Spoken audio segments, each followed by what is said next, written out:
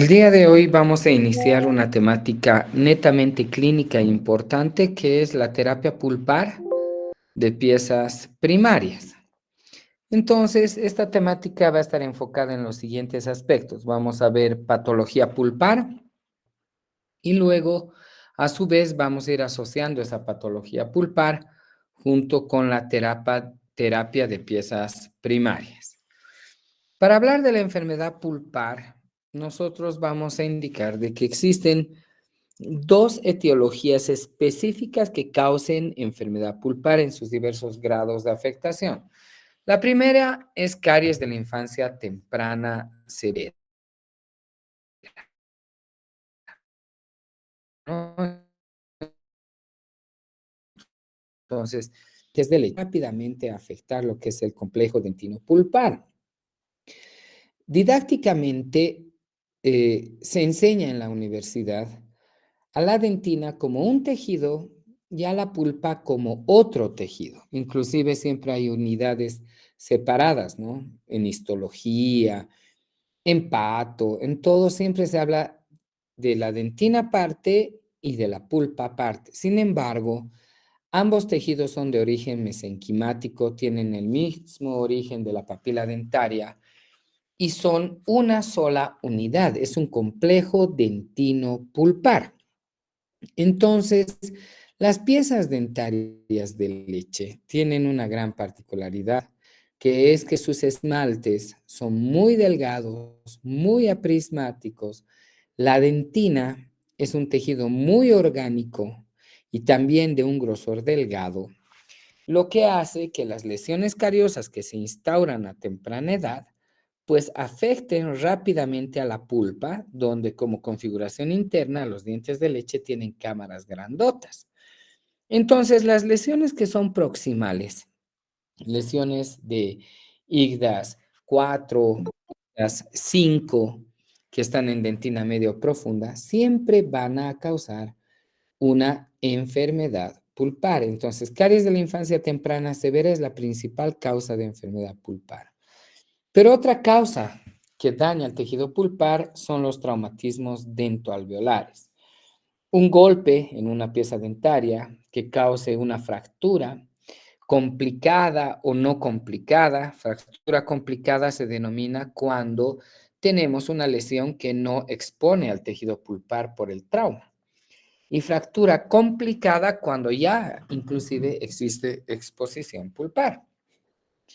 Cualquier tipo de fractura en una pieza dentaria, y mucho más si es en un diente de leche, va a causar de la misma manera una irritación en el tejido pulpar, ¿no? Una agresión severa. Entonces, traumatismos dentoalveolares y caries de la infancia temprana severa se convierten en los primeros agentes etiológicos de la enfermedad pulpar.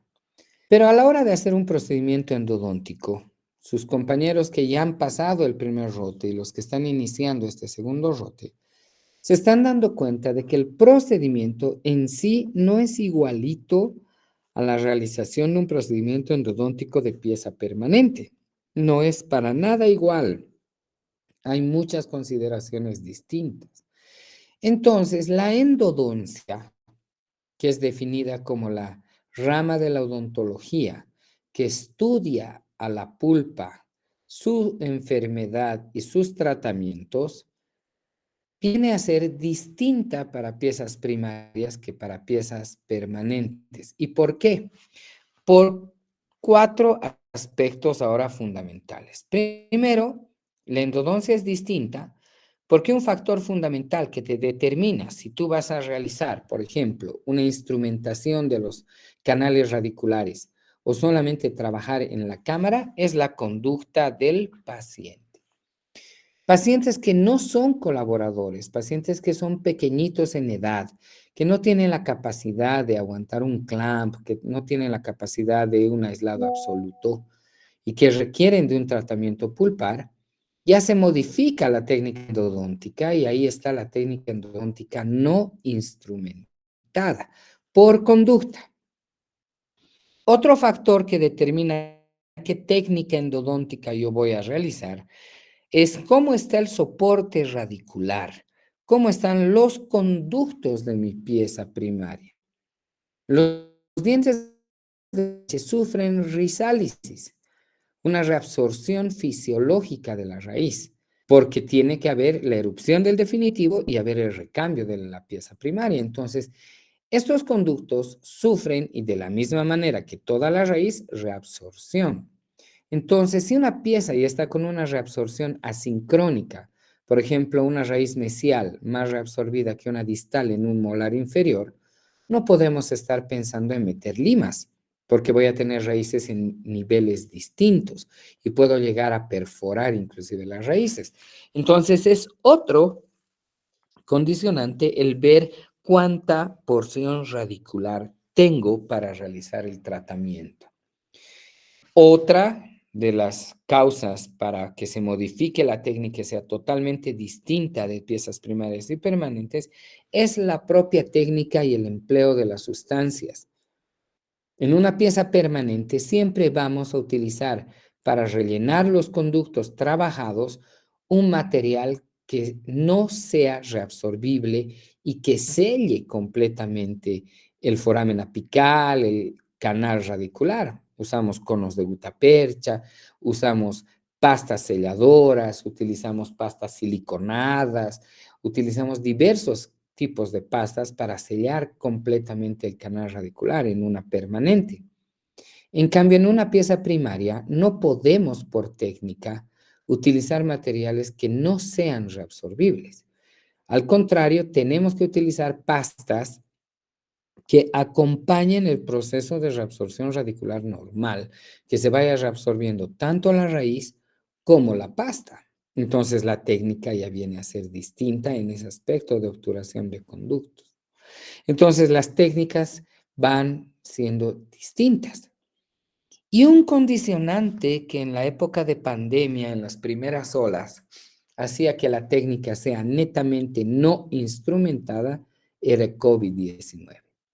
Porque en la época de la pandemia no podías estar citando al paciente muchas veces al consultorio. Lo que se quería era que tanto el profesional como el paciente se expongan lo menos posible a la generación de aerosoles. ¿Se acuerdan, chicos?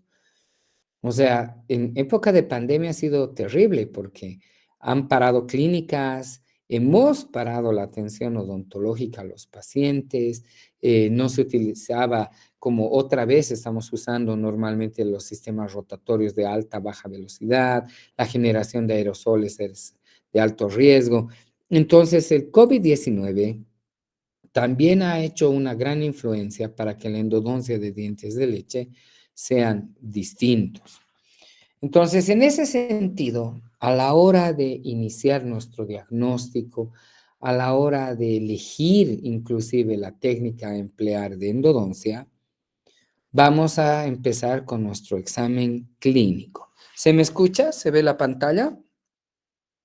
Sí, doctor. Sí, doctor. Ok. A la hora de elegir una terapia pulpar, y otro aspecto, muchachos, que estamos, así como estábamos hablando mal de decir, aquí hay una caries en fosas y fisuras, una caries por vestibular y demás, y hemos aprendido de que se debe de indicar que es una lesión cariosa. Otro término que lo empleamos pésimamente es, esta pieza se va a endo, este diente se va a endo. Hace un momento he indicado que endodoncias es la ciencia o la rama de la odontología que estudia la pulpa, sus enfermedades y sus tratamientos. Entonces, el decir, este diente se va a endo, no estás diciendo nada. No estás diciendo si esa pieza va a ser estudiada nada más. No estás diciendo si esa pieza tiene enfermedad, qué tipo de enfermedad pulpar tiene. No estás diciendo qué tipo de técnica endodóntica vas a realizar. En todo caso, cuando uno piensa erróneamente, este diente está endodonciado, ¿cuáles son las técnicas de endodoncia que existen? ¿Cuáles son las terapias pulpares, chicos?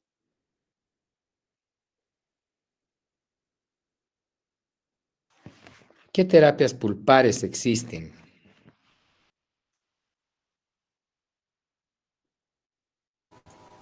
Pulpectomías, pulpotomías, instrumentadas, no instrumentadas, doctor.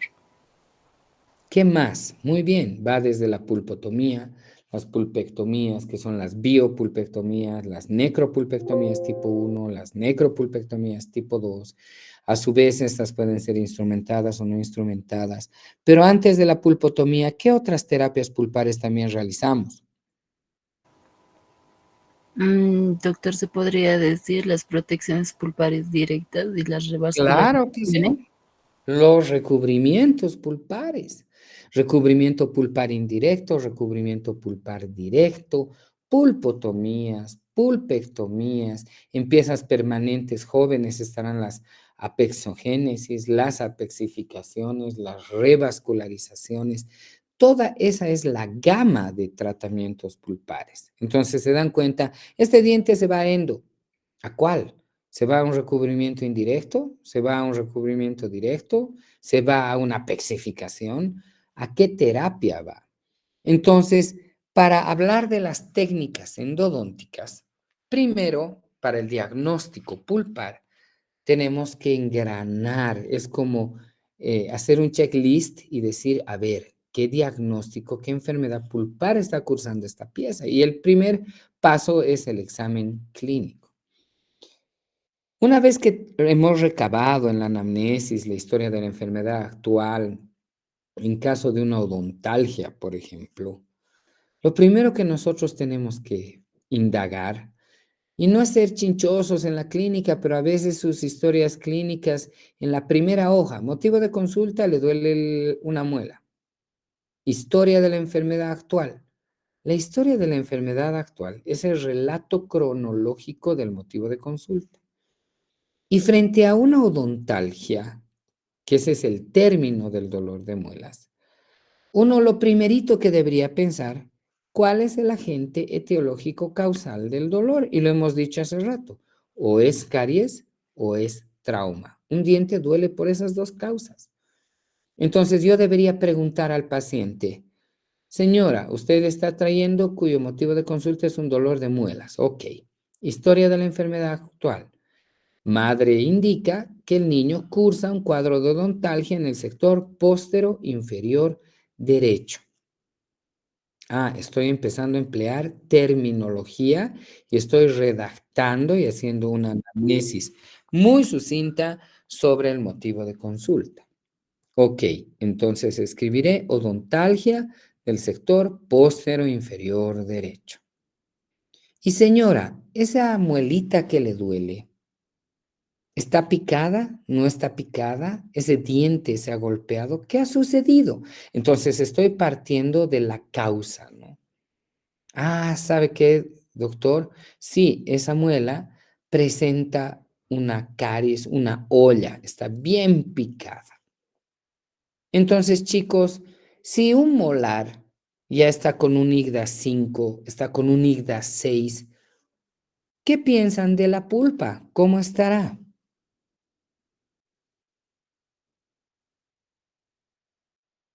Por ejemplo, esta muela de acá, si ya presenta un IGDA 6, ¿su pulpa estará sana?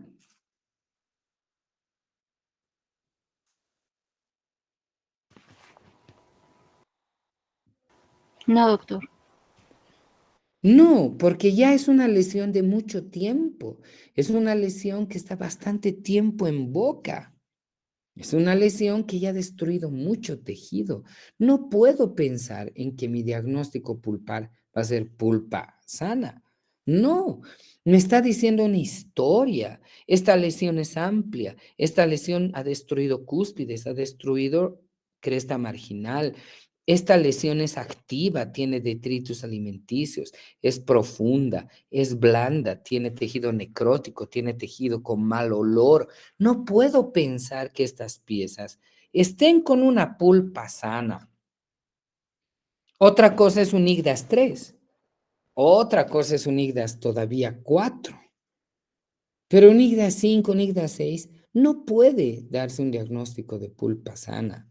Ya está cursando algún grado de enfermedad, desde una pulpitis reversible hacia una pulpitis irreversible, sea sintomática o asintomática. Entonces, en el examen clínico, lo primero que tengo que ver es, muy bien, odontalgia, y no describo el número de diente, no pongo odontalgia de la 7.4 porque ni siquiera la he visto, o de la 8.5, no. Pondré en la historia de la enfermedad actual odontalgia en el sector póstero inferior derecho, de un molar con amplia lesión cariosa de larga data, no tratada o tratada odontológicamente. Porque también, muchachos, ahora nos pondremos a pensar otra figura. Si un molar está curado, ya tiene una obturación. La obturación es grande, abarca dos superficies y duele ese molar. ¿Qué te está diciendo de la pulpa?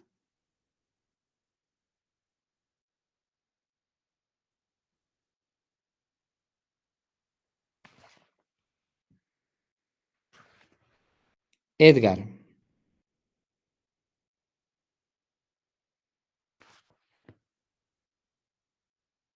Edgar Humberto ¿qué es? Totora.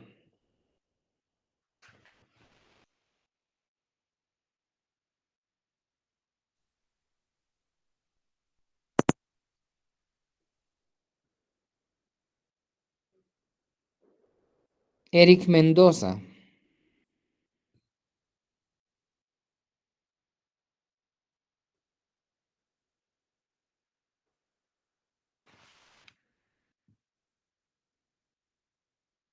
Perdón, doctor, ¿me podría repetir la pregunta? Si tengo un molar con una obturación amplia que abarca dos superficies y está obturado un diente y duele, ¿qué me estará diciendo de la pulpa? Hay una pulpitis irreversible sintomática en este caso, doctor. Claro, porque chicos, si un molar ya ha sido curado previamente, es porque el diente ha sido lesionado por caries. Y si esa curación es antigua y esa curación es grande y duele el diente, la pulpa ya no está sana, pues, porque tal vez en la primera curación que ha recibido, esa pulpa estaba en reversible, estaba en un estadio inicial de inflamación, pero con la curación pasó el dolor, ya no molestó más, etcétera. Pero si ahora, a pesar de estar tapada esa muela, de estar obturada esa pieza, viene un dolor, ya no puedo pensar en que ese diente esté con una pulpitis irreversible, para nada, porque ya se ha enfermado antes y ahora está mucho más enfermo el molar. Entonces ya está cursando una pulpitis irreversible. Tal vez inclusive ya se está formando un absceso. Hay que ver la sintomatología. Entonces uno tiene que pensar, ¿hay suficiente estructura dentaria, inclusive para recibir un clamp, un aislado absoluto? Porque mi técnica endodóntica depende de que no haya contaminación. El éxito de cualquier terapia pulpar radica en que no ingrese saliva a la cámara, que no ingresen bacterias, que no se sobrecontamine el tejido pulpar. Entonces, por eso se exige que toda terapia pulpar sea con aislado absoluto. Pero si este molar, por lesión cariosa amplia, no tiene ni dónde se pueda sujetar un clamp, ya mis posibilidades de contaminación ya son altas, ¿no? Entonces, en ese sentido, ya tendré que modificar mi técnica. No, pues este molar ya no va a irse a pulpo porque se va a contaminar. Además, es muy grande la destrucción de esa muela, entonces la pulpa ya no está en reversible, ya está en irreversible porque ya se ha enfermado mucho el diente. Y mi técnica endodóntica, si va a ir a una pulpectomía, ya no voy a estar pensando en meter limas ni nada porque no tengo ni dónde agarrar un dique de goma. Entonces, tal vez esta pieza tendrá que ser endodonciada, no instrumentada. O sea, hay tantos factores a la hora de elegir una terapia. Otro punto es la misma pieza, la corona, ¿será que va a ser restaurable? Tal vez es una lesión que va por debajo de la encía. Radiográficamente evidenciamos una lesión de furca, una reabsorción gigante de la raíz. Entonces ese diente ya no va a terapia pulpar porque no hay condiciones para seguirlo manteniendo. Entonces tal vez tendrá que ser extraído. ¿Cómo está la encía? ¿Cómo está el tejido gingival alrededor? Si ya está inflamado, ya no está con enfermedad pulpar, está con enfermedad periapical. Cuando la encía se inflama alrededor del diente, ya no puedo hablar de pulpitis irreversibles ni dar un diagnóstico de necrosis, no, ya tendré que hablar de un diagnóstico de procesos periapicales, un absceso dentoalveolar agudo. Si ya presente una fístula, será un absceso dentoalveolar crónico, porque la encía, si ya está inflamada, es porque ya tiene infección. Entonces, tengo que ver el grado de movilidad, tengo que ver si puedo restaurar, tengo que ver si la lesión es detenida, si la lesión es activa, cuánto ha destruido del molar, para empezar mi diagnóstico presuntivo. Y ahí tendré que tomar un examen complementario de diagnóstico. Y ese es el error. Doctor, tengo esta piecita y creo que puede irse a pulpo o pulpe, y una radiografía. No, la radiografía no te determina. Es un elemento auxiliar de diagnóstico. ¿Qué te determina? La clínica, la sintomatología, la radiografía y esa unión de 3 parámetros recién dan el diagnóstico definitivo. Entonces, en el examen radiográfico yo tendré que evaluar, a ver, veré cuán cercana está la lesión cariosa a la cámara. ¿Hay comunicación? ¿No hay comunicación? ¿Cómo está el área de la furca? ¿El hueso está conservado o presenta un engrosamiento del ligamento periodontal o tal vez ya ha perdido inclusive hueso? Ya hay una rarefacción ósea, hay una lesión de furca, el piso está delgado. ¿Cómo está el nivel de raíces? ¿Será que las raíces están en una reabsorción de 1/3 apical? ¿Se están reabsorbiendo hasta el tercio medio? ¿Se están reabsorbiendo y hasta cervical? Ya no tiene ni raíces la piecita.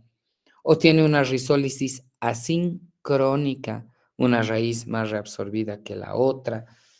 Todos esos factores van a llevar a que nosotros, como formular una hipótesis mediante el ensamblado de varias pistas, lleguemos a un diagnóstico.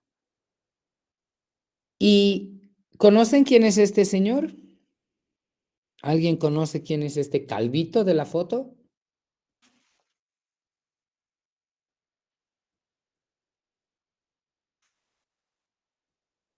No es de los locos Adams. Es alguien de la endodoncia, que es como uno de los más grandes referentes a nivel internacional. ¿Saben quién es él?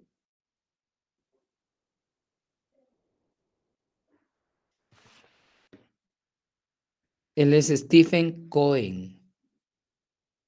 Es el padre del diagnóstico de las enfermedades pulpares. Entonces, ya desde hace muchos años atrás, nosotros tenemos que basarnos en los grandes referentes internacionales. Y uno de los grandes referentes internacionales para terapia pulpar, para la endodoncia y para el diagnóstico de la patología pulpar es Cohen. Entonces ya no se emplea que pulpitis abscedosa, que pulpitis infiltrativa, que serosa, que ulcerativa primaria secundaria. El término gangrena ya no existe hace millones de años atrás. Que la pulpitis crónica, que la aguda, que la crónica reagudizada, que se va a agudizar en 10 minutos. Todas esas clasificaciones, que a cavidad abierta, que a cavidad cerrada, ya no se emplean hace muchísimos años atrás.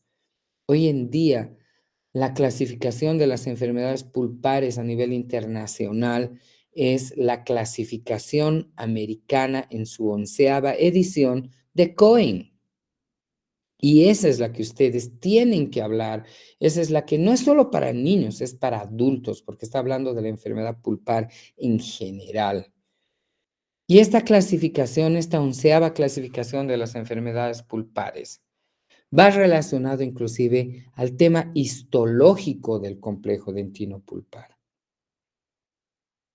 Y la enfermedad pulpar parte comprendiendo la histología de la pulpa, porque si yo no comprendo cómo es la histología de la pulpa, peor va a ser cómo va a darse o entenderse por qué es una pulpitis irreversible, por qué es una pulpitis reversible, irreversible sintomática, qué estará pasando en el tejido pulpar. Entonces, la pulpa dental presenta zonas histológicas. La zona más periférica de la pulpa es la zona odontoblástica u oligocelular, que aquí podemos observar está comprendida por células cilíndricas con una prolongación citoplasmática denominada proceso de Tomes, que son los odontoblastos. Los odontoblastos son células formadoras de tejido dentario, por eso odontodiente, blasto formador. Entonces son las células responsables de formar los tejidos del diente, no el esmalte, pero sí la dentina, ¿no? O sea, forma dentina, el odontoblasto. Entonces la capa más superficial es la zona odontoblástica. Por debajo vemos toda esta zona blanca, que se denomina plexo de Neil, N-E-I-L-L, Neil. Otros autores colocan como Weil, en vez de la N le colocan una W, o zona subodontoblastica, o pobre en células. Y se llama pobre en células esta zona subodontoblastica porque no tiene células. ¿Qué hay en esa zona? Las terminaciones nerviosas, las fibras nerviosas mielínicas, que están las fibras adeltas, las fibras nerviosas adeltas. Entonces, aquí están terminando la inervación de la pulpa, pero están las fibras adeltas. ¿Qué características tienen estas fibras adeltas? Que son mielínicas, que son de conducción rápida. Eso quiere decir que esta fibra, al ser estimulada, en milisegundos llega la sensación dolorosa al cerebro y se lo percibe. Y retirado el estímulo, cede completamente el dolor. La conducción es de ida y vuelta rapidísima de las fibras adeltas. ¿En qué enfermedad pulpar, muchachos, el dolor se percibe ni bien llega el estímulo y calma ni bien se quita el estímulo?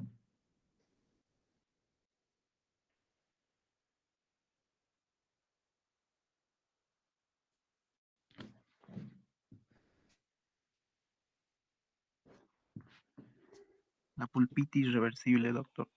En la pulpitis reversible, en lo que antes, o histopatológicamente, si uno mirara a un microscopio una pulpitis reversible, nos encontraríamos con un infiltrado inflamatorio, ¿no? Ligero, que es una hiperemia pulpar.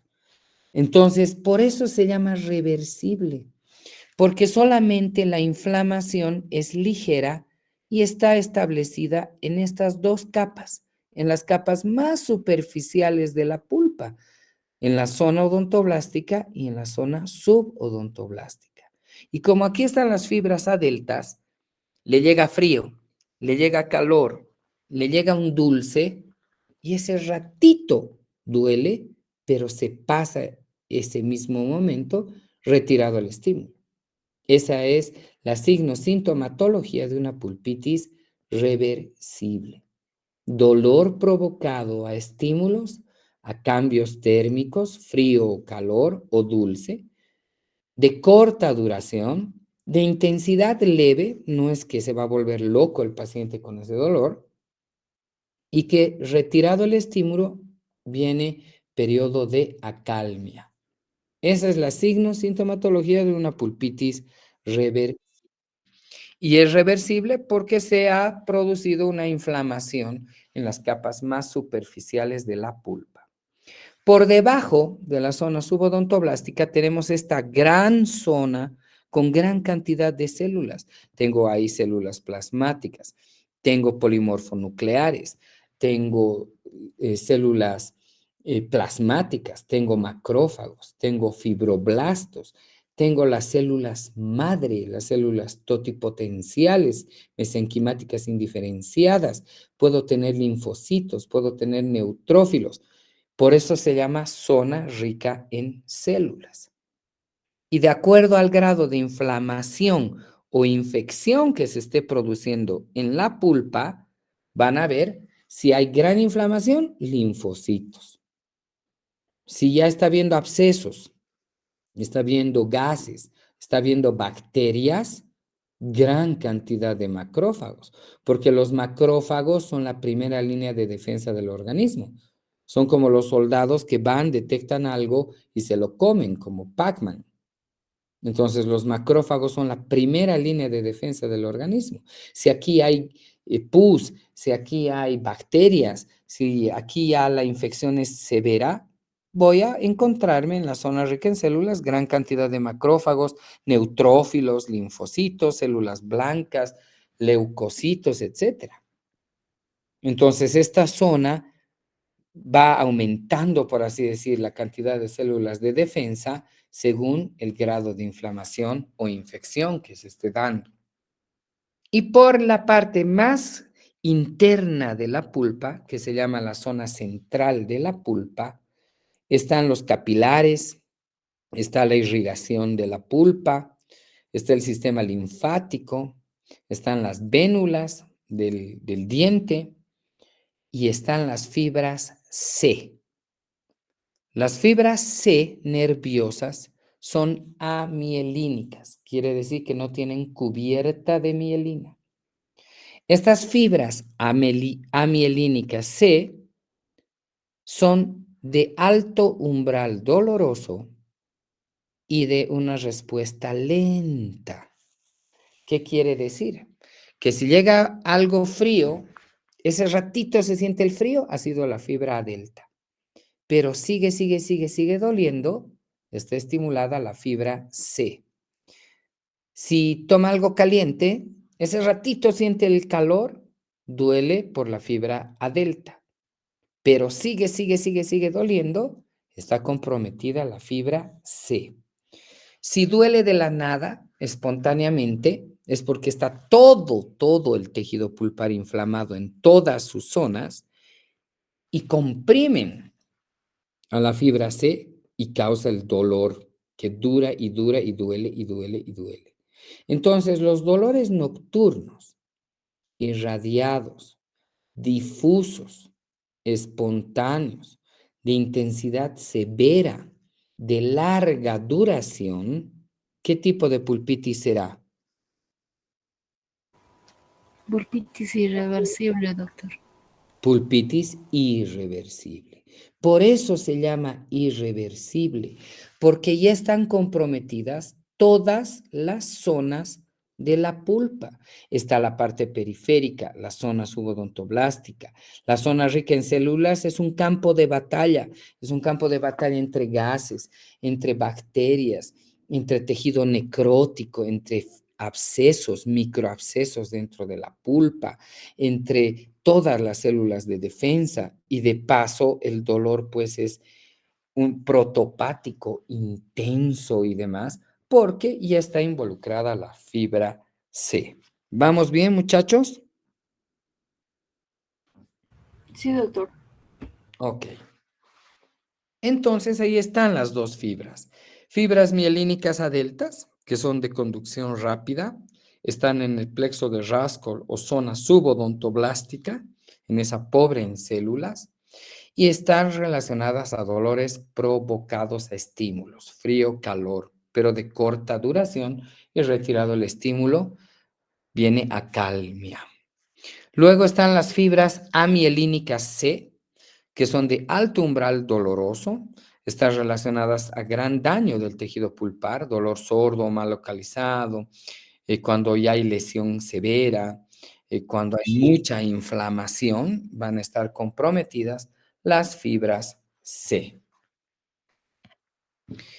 Entonces, desde ese punto de vista, Cohen, en su 11ª clasificación, empieza con los diagnósticos de pulpa sana, pulpitis reversible, pulpitis irreversible, sintomática o asintomática. Y posteriormente, cuando ya claudica todo el tejido pulpar, porque ya la agresión, las bacterias, los gases ya van destruyendo al tejido pulpar, se va a la necrosis.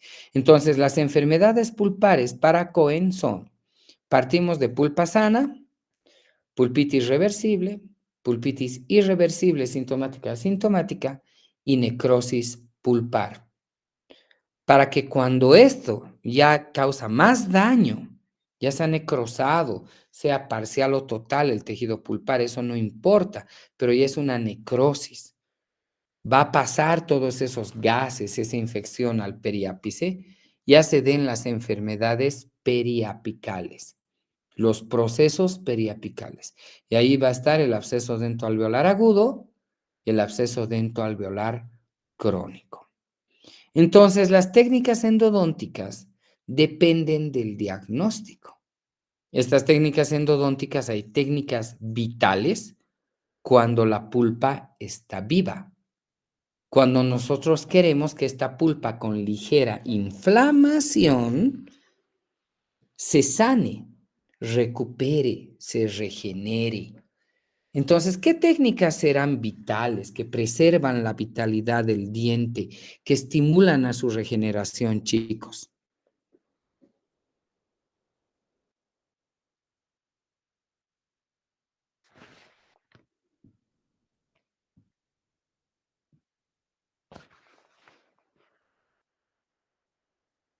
Juan Blanco Blanco.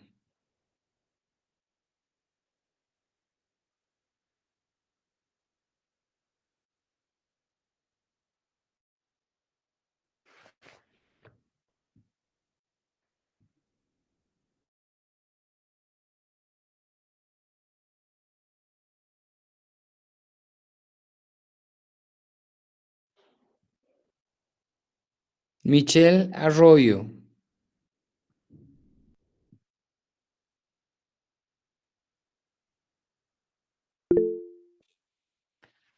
Adelante. Doctor, los protectores pulpares.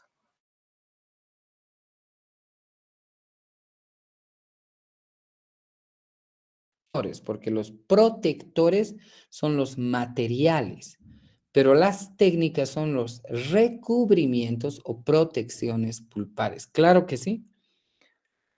Un recubrimiento pulpar indirecto, el colocar un protector pulpar, como un hidróxido de calcio, un trióxido mineral agregado, un biodentín, un teracal, colocar una base de ionómero de vidrio, está manteniendo vivo al diente. No está claudicando la pulpa, entonces es una técnica vital.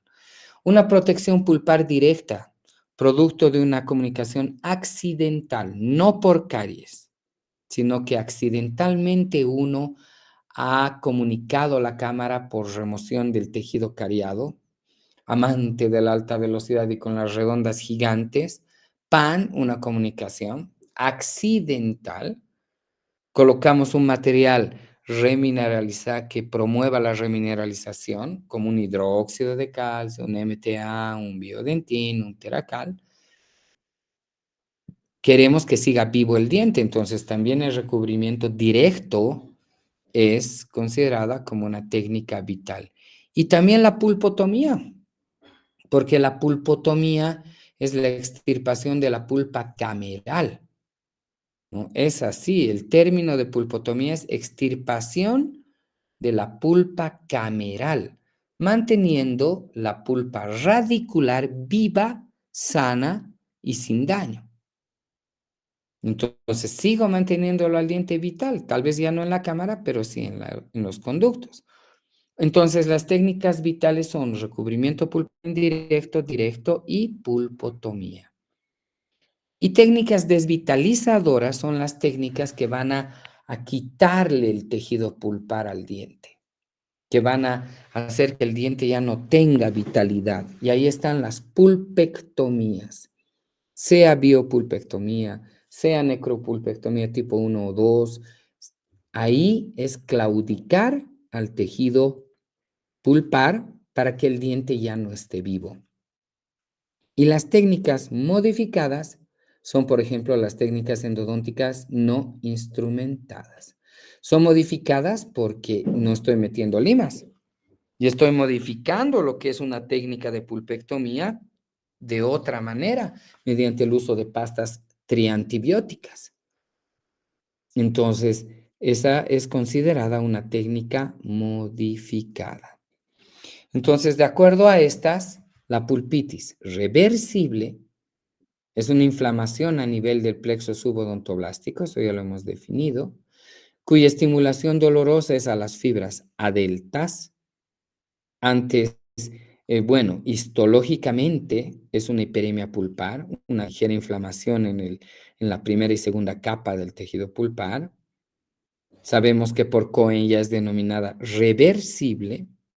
¿Qué características sintomatológicas tiene? Un dolor epicrítico, a cambios térmicos, de intensidad leve, de corta duración y con acalmia retirado el estímulo.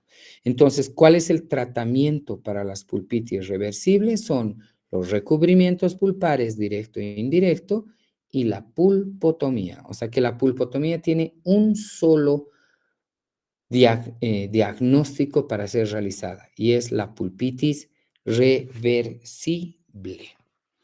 Ok, vamos a parar ahí. En la siguiente clase vamos a hablar de cómo es la técnica de pulpotomía y luego vamos a hablar de las técnicas desvitalizadoras. Muy bien, chicos, tengan buenas noches, vayan a descansar, prepárense para el día de mañana y nos vemos en la facultad. Chao, muchachos. Gracias, doctor. Hasta luego. Hasta luego. Chao. Gracias, doctor. Hasta luego. Doctor.